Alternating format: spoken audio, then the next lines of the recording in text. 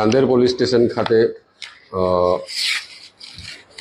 ફરિયાદી શ્રી સુશીલકુમાર દિનેશભાઈ પટેલ નાઓએ ફરિયાદ આપેલ છે, જે ફરિયાદ બીએનએસ કલમ 308(5), 115(2), 351(3), 352 તથા ગુજરાત નાણાં ધીરનાર અધિનિયમ 2011ની કલમ 40 અને 42 મુજબની લઈ દાખલ કરવામાં આવેલ છે।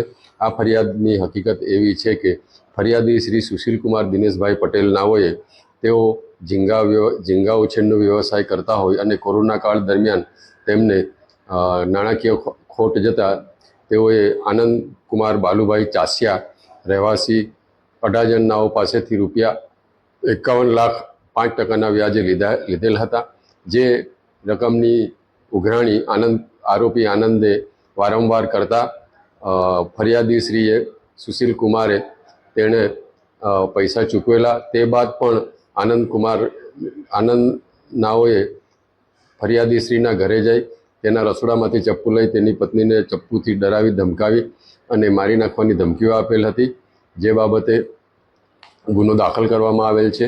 ફરિયાદીશ્રીએ ફરિયાદ અનુસાર તેણે લીધેલ 51 લાખની સામે 85 લાખ ચૂકતે કરી દેવા છતાં આનંદે ધાક ધમકી આપી બળજબરીથી તેની પાસે જમીનનું સાટાખત લખાવી લીધેલ હતું। આ બાબતની ફરિયાદ હોય આ બાબતે તપાસ કરતા આરોપી આનંદકુમાર બાલુભાઈ ચાસિયા નાઓને અટક કરવામાં આવેલ છે અને હાલ આરોપી આનંદકુમાર બાલુભાઈ ચાસિયા નાઓ પોલીસ રિમાન્ડ હેઠળ છે।